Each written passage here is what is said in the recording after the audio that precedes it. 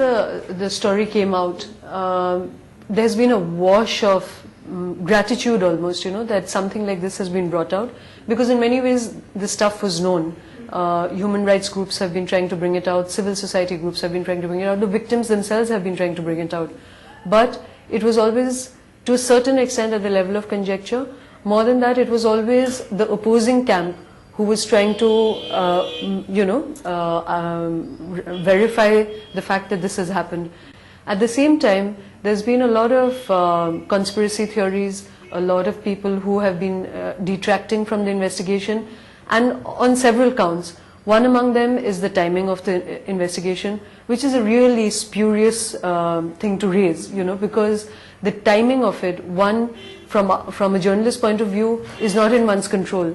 This investigation was carried out over 6 months. It began utterly accidentally. The reporter was in fact investigating something else, also to do with the Sangh Parivar, because it was about the fracas over an art exhibition at Baroda University. And he met the accountant of Baroda University, who started speaking openly about how he had burned down Professor Bandukwala's house in 2002. The fact that it has come before an election is of absolutely no significance. We didn't intend it to, it so happened. Number two, democracy is not just about an electoral process. It is about having information, it's about transparency, and if it comes before an election, so be it. People need this information, they need to know who they are voting for, and we frankly don't care if Modi or Congress or who comes back into power. All that the investigation demands is justice. One, the TV channels have not shown the fact that Tehelka, in the magazine, has also, in the magazine done a 30-page story on the Godhra half of what happened in 2002. And a painstaking investigation there shows that, contrary to public opinion on both sides, it doesn't seem to be a premeditated act, neither by the Muslims nor by Modi, which also is a popular theory, that Modi himself contrived to have Sabarmati burnt. So our investigation shows that it was just an act of mob fury.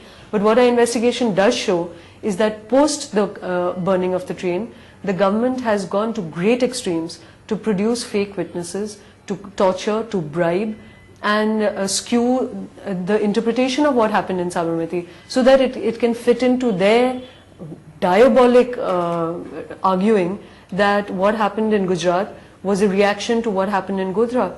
That is an untenable argument, What the Godhra investigation does show is, our investigation shows, is that the police case rests on 9 BJP members. Out of that, 2 of them are on the Tehelka tapes.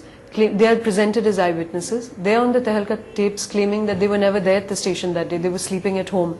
The police filed statements in their name, and they went along, as they say, to serve the cause of Hindutva. What is this idea of Hindutva, They have identified 41 Muslims as being accused in burning the train. They weren't even there.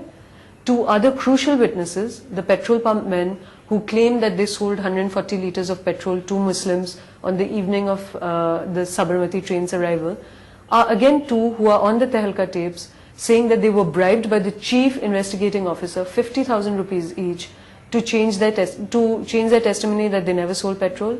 And to say, they say that we didn't even know who we had to identify. He gave us a photograph and said, we have to identify these people, and that we sold 140 liters of petrol, all of which is a lie.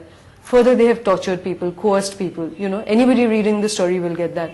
So a lot of opinion on the internet which says, why have you investigated Gujarat, the killings of Muslims but not of Hindus, is one, we have investigated both segments of the story. Number two, this argument that why are you focusing on the Muslim killings, why not the Hindus, it is a mind-numbing argument, because if there were some people who did a criminal act in Godhra and they were Muslim, they should be punished. The entire might of the state should have gone into catching the guilty Muslims and punishing them. How does it translate into killing 2,500 Muslims because 59 Hindus burnt? Arrest the people who burnt the Hindus or burnt anybody, Hindu, Muslim, anyone, and treat them as criminals. But to have this action-reaction theory and for the internet to be buzzing with those theories shows, as I said, that this is just the tip of the iceberg. Modi is just the face of an extremely deep and extremely disturbing fault line in India. which is what makes this story so significant. The political establishment has been very disappointing. The Congress is almost absent from the story because they are too afraid. I mean, in many cases, they are the other face of the beast, you know. But public pressure is building up and has to build up. It should spill out into the streets, not as violence, not as Muslim violence against Hindu violence, but as public pressure, rallies, students out on the streets, just saying that we demand justice, you know. We demand democratic institutions to be healthy.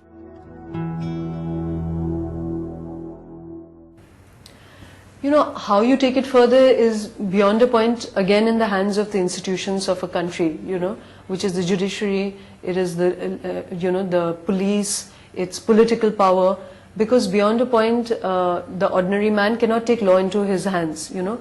But what is very, very crucial is that public pressure and media pressure on this remains white hot high, because without that pressure, we know, and not just in Gujarat, but in endless cases, whether it was the Jessica Lal or anywhere, that the institutions of our country have begun to crumble, and they only act when under huge public pressure.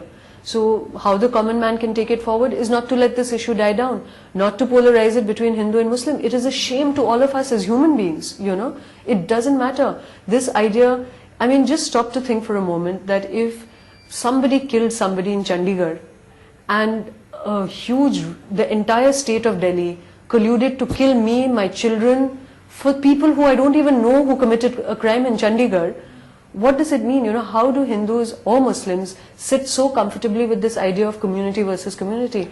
At the heart of the idea of a democracy is the idea of an individual. We are all individuals. This story is a shame for every individual, every right-thinking individual who values human life.